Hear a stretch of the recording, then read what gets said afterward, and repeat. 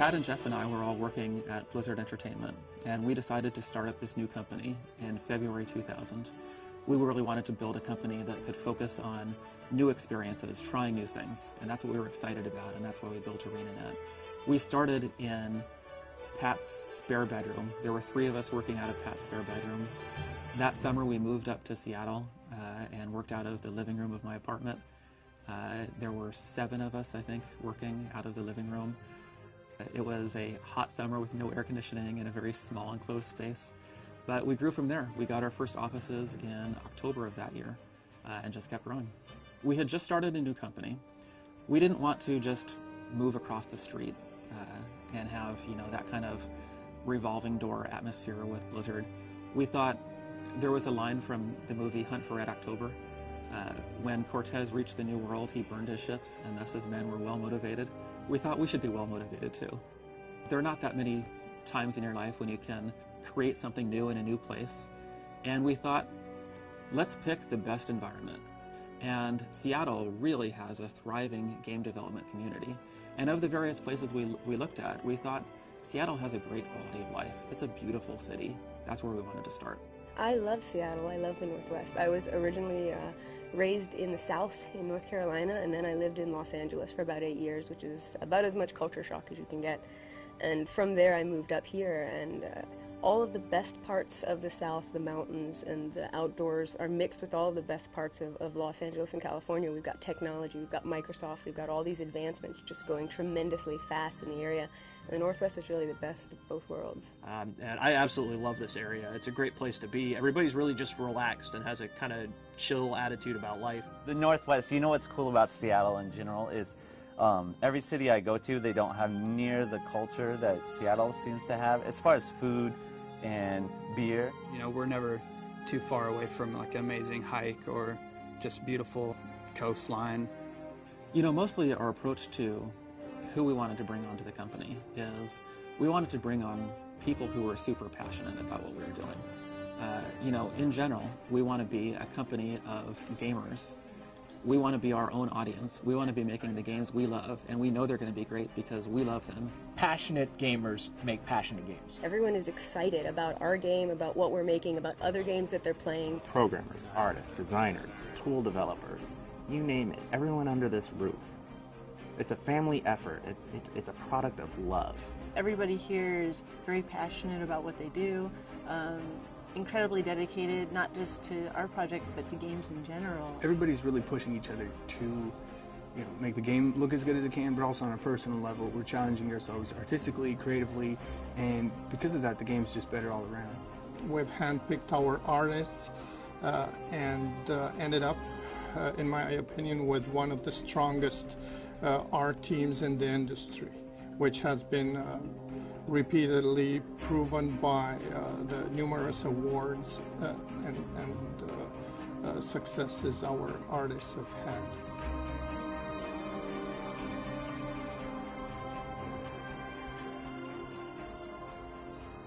We also built ArenaNet to be a very collaborative environment. They've always been really great about team building and collaboration, cooperation. We now have like 250 people here, and I mean, when I first started, it was about 30 people. I certainly gotten bigger. So the dynamics have changed a little bit just because the company has grown so much. It's weird to walk down the hall and not know people and not know if those people actually work here or not. I'll walk past somebody and be like, could be somebody on the cleaning staff, could be somebody in game design, I don't know. I wonder what they do here. There's a lot of new faces, but really we do work with the same team members. We're a tight-knit group of friends, and the collaboration and work environment hasn't changed at all. We just try to be an environment where we're all collaborating. This is really not a big corporate hierarchy, bureaucratic company. This is a company where we all sit in the same room together, we all work together day after day, and just try to create this collaborative environment. We all work in like pods and group environments, and so we got these groups of like, 8 to 10 people, and sometimes the rooms are bigger. First of all, the founders have sat almost everywhere in the company. 2 of the 3 founders of the company sat at, they weren't even desks, they were just tables that were in a hallway. The founders of the company grabbed a table and put it up in the hallway, and they just all sat there. I mean, nobody at ArenaNet has an office even. Like everybody's in an open space. I've worked at a lot of places, and there's nowhere that I've ever worked where the three founders of the company would sit in the hallway and work. But we tend to sit wherever we can do some good. What makes ArenaNet truly special as far as development culture is the fact that it's a very art-centric environment. ArenaNet works a lot through iteration. Everything that we make, we start at one point, but as it processes through different teams and even goes back to the original teams, the game changes, the skills change, the play of the game, the story, it all takes into account everybody's ideas, which is really the perfect way to do it, because one person can't come up with enough ideas to populate a world. But when we have a whole company of people who are excited about it working together, we can do some pretty phenomenal things. I came on roughly halfway through the development process, and at that point the technology had been developed, but the art was pretty much just placeholder. So we started over and scrapped everything and all the art assets and rebuilt the entire game from scratch. I've always said that we are creatively fearless.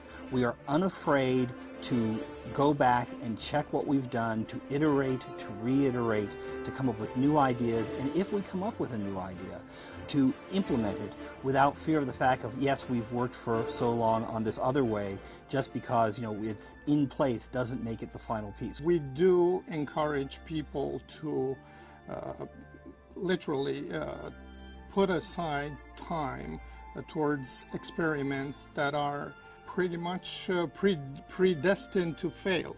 I think that planning and allowing for some failure is key to the creative process. There's a lot of room for personal and creative freedom that ties into the shared vision.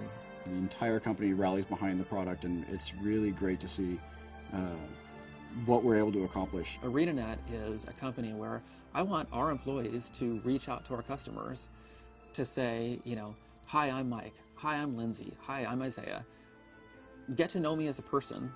Have a direct interaction with me as a developer. Let me know what you think about our games. We're making these games for you, for our customers. We should know what you think. The feedback is so important, because then we can continue to react and respond to how they feed off of the stuff that we're doing. You know, we're not a video game company, we're a community building company. And we just happen to have one of the coolest ways to build a community, which is through a video game.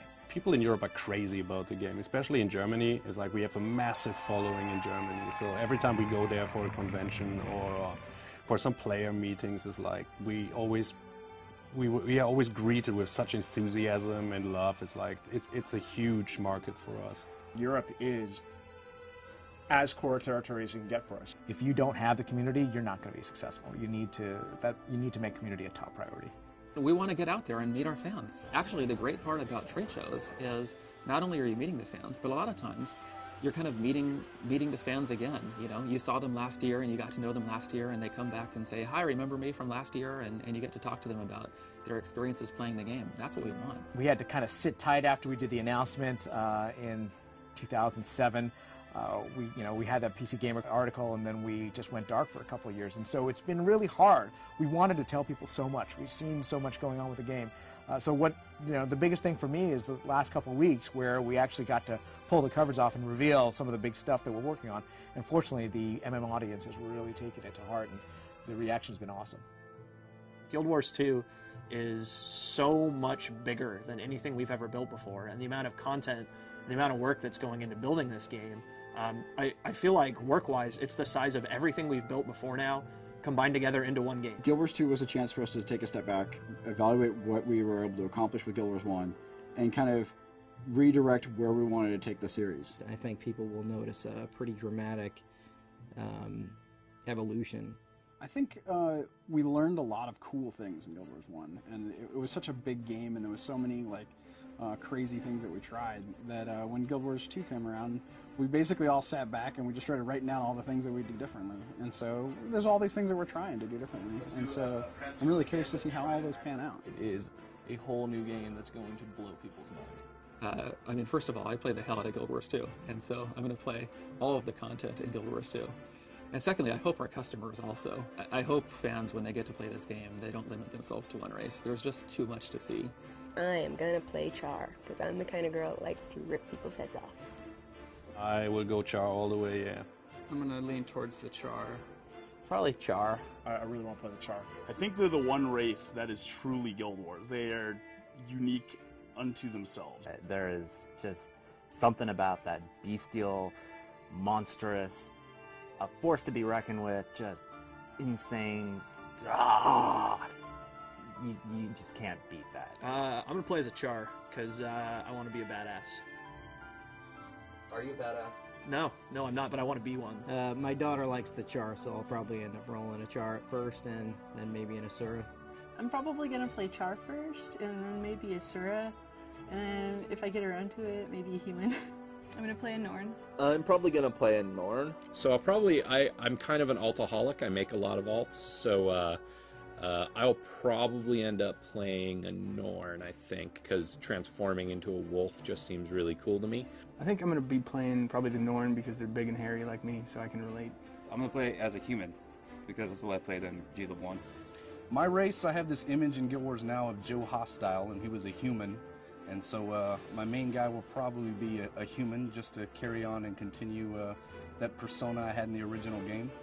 Well, I have to say that so far the humans play a special role in my heart because of the outfits that I've done, the clothing. I think I'll probably be playing Sylvari. I'm leaning towards the Sylvari just because they still have a lot of mystery around them. I like the Sylvari.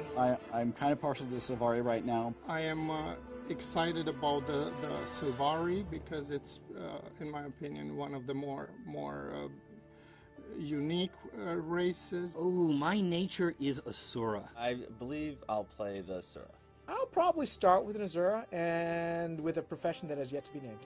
Probably going to start with Asura. They seem to have gotten a bad public image so far. A lot of people are complaining about them. I think it's just because they haven't seen them in play. The animation is such a huge component of their personality, but I think they're the ones that really pop out the most as just being unique and fun and different. We play our games constantly as we're developing them.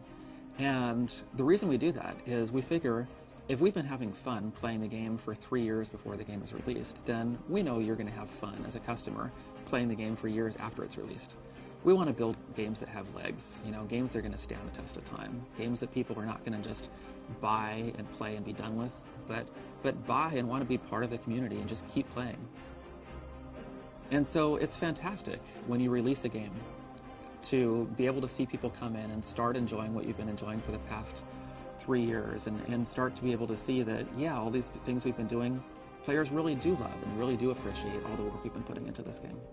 All our fans are just clamoring to see something about it and play it. They want to get their hands on it and they want to play it.